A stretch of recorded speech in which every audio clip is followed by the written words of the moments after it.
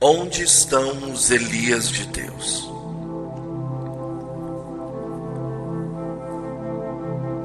Onde está o Senhor, o Deus de Elias? Perguntamos. E a resposta é óbvia. Onde sempre esteve, no seu trono. Mas onde estão os Elias de Deus? Sabemos que Elias foi um homem semelhante a nós, sujeito aos mesmos sentimentos. Mas infelizmente não somos homens com orações semelhantes a dele. Um homem que ora para Deus é poderoso. Mas hoje o Senhor está passando de largo pelos homens. Não porque sejam imprestáveis, mas porque são por demais autossuficientes. Irmãos, nossa capacidade nos deixa incapacitados. E nossos talentos constituem um tropeço para nós. Elias saiu da obscuridade e entrou no palco do Velho Testamento já homem feito. A rainha Jezabel, aquela filha do inferno, havia removido os sacerdotes de Deus e posto no lugar deles altares para falsos profetas ou falsos deuses. A terra estava coberta de trevas e o povo envolto em escuridão espiritual. E o pecado campeava. A nação se mostrava cada dia mais impura com a proliferação de templos pagãos e ritos idólatras. A toda hora subia ao céu a fumaça de milhares de altares ímpios. E tudo isso acontecia no meio de um povo que se dizia descendência de Abraão. De uma gente cujos ancestrais haviam clamado a Deus nas horas de aflição. E dessa forma foi liberto de suas tribulações. Como estava distante o Deus da glória. O sal perdera o seu sabor. O ouro perdera o polimento. E em meio a toda essa imensa apostasia, Deus levanta um homem. Não uma comissão, não uma nova denominação, nem um anjo, mas um homem, com sentimentos semelhantes aos nossos. Deus procurou entre eles um homem não para pregar, mas para se colocar na brecha. E como Abraão fizera antes, agora Elias estava na presença do Senhor. O resultado foi que, tempos depois, o Espírito Santo pôde escrever a história dele com apenas 2 palavras. E orou. Isso é tudo que uma pessoa pode fazer para Deus e para a humanidade. Se a igreja hoje contasse com tantos intercessores quantos são seus conselheiros, teríamos um avivamento dentro de um ano. Os homens que oram assim são os grandes benfeitores da humanidade. Elias foi um deles. Ele ouviu uma voz, teve uma visão, experimentou o poder espiritual, avaliou o inimigo e, tendo Deus como parceiro, conquistou a vitória. E as lágrimas que derramou, a agonia de alma que suportou, os gemidos que exprimiu estão todos registrados no livro das crônicas de Deus. Por fim, ele surgiu para profetizar com infalibilidade divina. Conhecia a mente de Deus. E foi assim que sozinho paralisou toda uma nação e modificou o curso da natureza. Esse homem decidido permaneceu firme e imperturbável, como as montanhas de Gileade. No momento em que cerrou os céus para que não chovesse, com a chave da fé, que serve em qualquer fechadura, ele trancou os céus, pôs a chave no bolso e fez a capa estremecer. Embora seja glorioso o fato de Deus poder usar um homem, ainda mais glorioso é ele ser atendido por Deus. Se um homem de Deus se puser a gemer no espírito, Deus clamará: deixa-me ir. Talvez nos empolgasse a ideia de operarmos as maravilhas que Elias operou, mas será que apreciaríamos ser banidos? Irmãos, se quisermos realizar a obra de Deus, a maneira de Deus, no tempo determinado por Ele, com o poder divino, teremos a bênção do Senhor e a maldição do diabo. Assim que Deus abre as janelas do céu para nos abençoar, o inimigo abre as portas do inferno para nos intimidar. Receber a aprovação de Deus implica em topar com a carranca do diabo. Simples pregadores podem ajudar muita gente sem prejudicar a ninguém. Mas os profetas de Deus agitam a todos, ao mesmo tempo que deixam o diabo louco. O pregador talvez agrade ao povo, o profeta o contrariará. O homem que se mostra descompromissado, inspirado e cheio de Deus está sujeito a ser taxado de impatriota, por censurar os pecados de sua nação, ou de descaridoso, porque sua língua é como uma espada de dois gumes, ou de desequilibrado, porque o peso da opinião da maioria dos pregadores é contrária dele. O mero pregador é aclamado, o profeta de Deus, este é perseguido. Ai, irmãos pregadores, nós apreciamos imensamente os grandes santos de Deus do passado, os nossos missionários, mártires, reformadores como Lutero, João, Hus, Wesley e etc. Nós escrevemos a biografia deles, reverenciamos seus feitos, compomos-lhes elogios e erguemos-lhes memoriais. Fazemos qualquer coisa, menos imitá-los. Apreciamos o sangue que eles derramaram, mas não deixamos que se derrame nenhuma gota do nosso. João Batista conseguiu ficar 6 meses solto. Em nossos dias, numa de nossas cidades, nem ele, nem Elias teriam vivido 1 mês. Teriam sido presos antes disso, lançados numa prisão ou num hospital de doentes mentais, acusados de julgarem os outros e de não abrandarem um pouco a sua mensagem.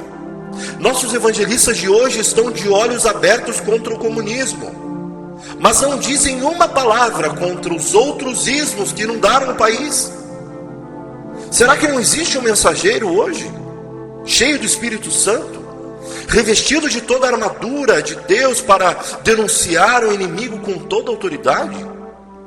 Somente a oração poderá manter acesa a chama de nosso coração e conservar nossos olhos fixos na visão.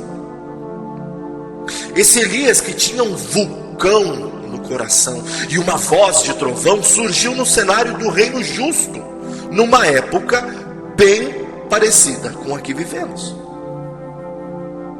As dificuldades com que se depara o evangelismo mundial são incontáveis, mas isso só serve para estimular os mais decididos. Vês rios que parecem intransponíveis, vês montanhas nas quais não se podem abrir túneis.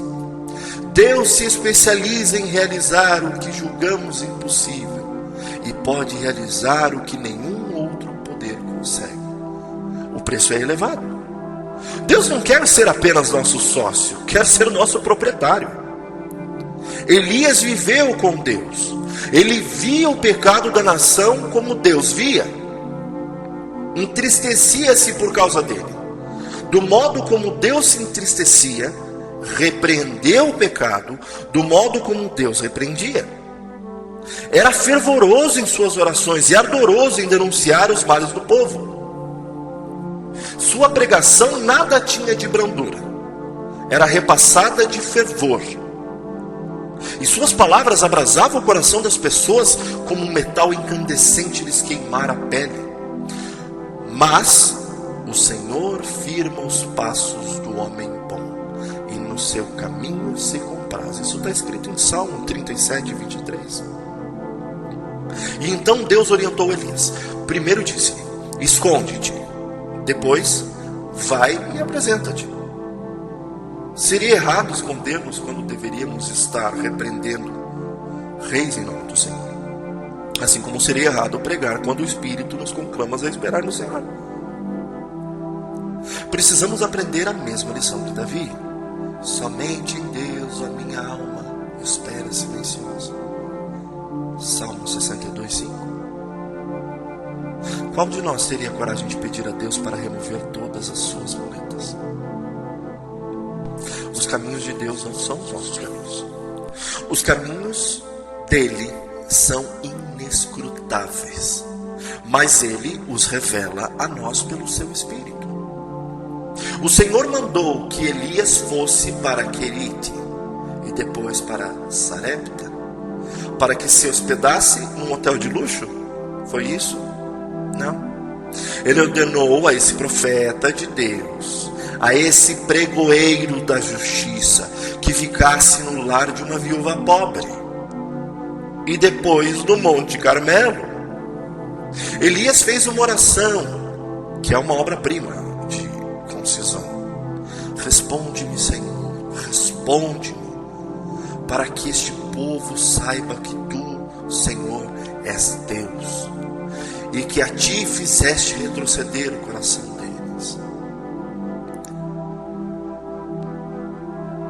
O escritor Bounds está com razão quando afirma que só pode fazer uma oração curta e poderosa em público quem mantém uma oração longa e poderosa comunhão em secreto. A petição de Elias não foi no sentido de que os sacerdotes idólatras fossem destruídos, nem que caíssem dos céus relâmpagos para aniquilar os rebeldes israelitas, mas sim que a glória e o poder de Deus se manifestassem ali. Parece que nós estamos querendo ajudar a Deus a resolver seus problemas. Foi o que fez Abraão, e até hoje a terra é amaldiçoada por essa loucura dele, com a presença de Ismael. Elias não fez o mesmo. Ele procurou dificultar as coisas ao máximo para Deus. Queria fogo do céu, mas ensopou o holocausto de água. Deus gosta de ver uma oração assim, com tal audácia. Pede-me e eu te darei as nações por herança, e as extremidades da terra por tua possessão. Salmos 2:8. Oh, meus irmãos pastores, nossas orações em grande parte não passam de conselhos que estamos tentando dar a Deus. Elas são caracterizadas pelo egoísmo, pois nossas petições são em nosso favor ou de nossas denominações. Que Deus corrija isso em nós. Nossa meta deve ser apenas Deus. É a sua honra que está sendo conspurcada. É o seu bendito filho que está sendo ignorado. Suas leis que estão sendo transgredidas, seu nome profanado, seu livro esquecido, e a sua casa está se tornando um círculo social. O momento em que Deus precisa exercitar mais paciência com seus filhos é quando esses estão orando. Ficamos dizendo para ele o que deve fazer ou como fará. Além disso, julgamos outros e fazemos apreciações deles. Fazemos tudo menos a verdadeira oração. E não é na escola bíblica que iremos aprender essa arte. Qual é a escola bíblica que tem em seu currículo uma disciplina chamada oração? A lição mais importante que se pode aprender é a da oração que a Bíblia ensina. Mas quem dá essas aulas? Sejamos honestos e reconheçamos que muitos dos nossos professores e diretores de escola bíblica não oram, não choram, não conhecem as dores do parto. Será que podem ensinar o que não sabem? Aquele que conseguisse levar os crentes a orar seria quem, abaixo de Deus, produziria um maior avivamento que o mundo inteiro já viu. Em Deus não há falhas. Ele é poderoso para fazer conforme o seu poder que opera em nós. O problema de Deus hoje não é o comunismo, nem a igreja romana, nem o liberalismo, nem o modernismo, não. O grande problema dele hoje é o fundamentalismo morto.